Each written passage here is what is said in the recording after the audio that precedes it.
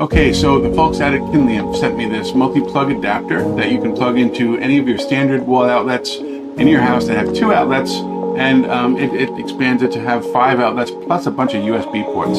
So let's take a look at this up close and personal, but stay tuned because right after I show you how this looks, I'm going to go over some sort of guidelines that I feel are very important, some stuff that you may not want to overlook when you decide where you want to put one of these in your house. Okay, so let's go ahead and take it out of the box and we'll see what it looks like. We have the device itself. A pretty good manual here. It explains quite a bit.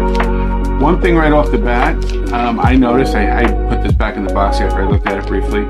You'll see in the manual here, it kind of explains how it will work on a standard outlet like this, the ones that have the typical screw in the middle here, in between the 2 outlets, right?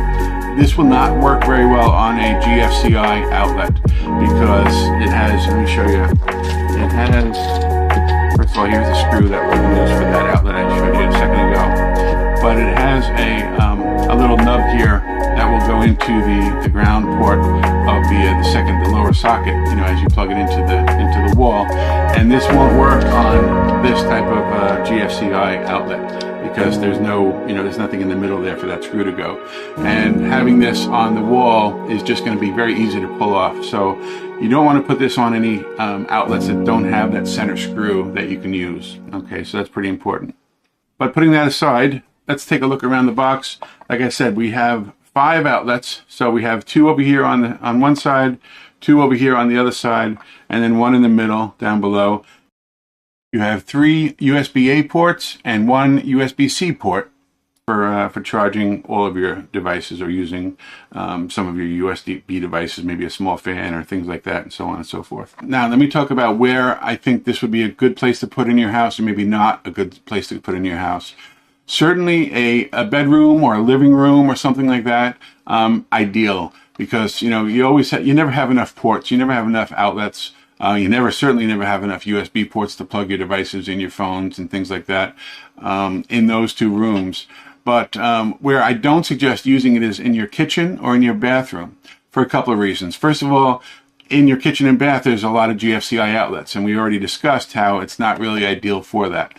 I know that, I won't get into the details. I know some outlets in the kitchen have GFCI on the outlets and some don't, but here nor there, not a great idea for the kitchen for another reason. That is the power consumption. In a kitchen, you're typically going to be wanting to plug in things like, a skillet, an electric skillet, a lot of watts, right? 12, 15, 1800 watts. You're right at the capacity of this device. A small microwave could be 1200 watts, 1500 watts, a medium microwave, 1800 and up, maybe up to 2000 watts and so on. Back into the bathroom, you have, your blow dryer, your curling irons, not me so much, but some people have those things and use them. And those have, very, very high power consumption. So you're going to exceed the limit on a device like this. And you don't want to do that. You never want to overdraw the power for an outlet, or any kind of like a multi-plug adapter like this. It does have surge protection built in, which is nice. So now I'm going to show you how to connect it to one of the outlets in your house. Okay, so the first thing you need to do is just take the flathead screwdriver and remove that center screw from the outlet. Don't lose it, because if you ever put this plate back on, you'll need to use that screw again. So you take that off, that exposes the outlet.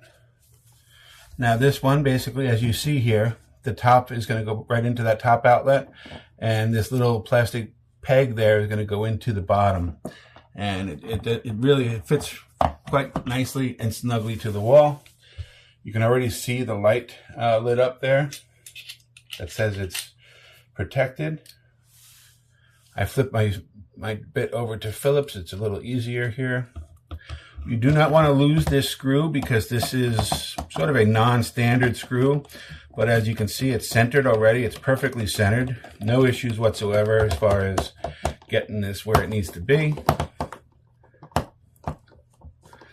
Just tighten it up, hand tight, nothing special. And as you can see, it's nice and sturdy.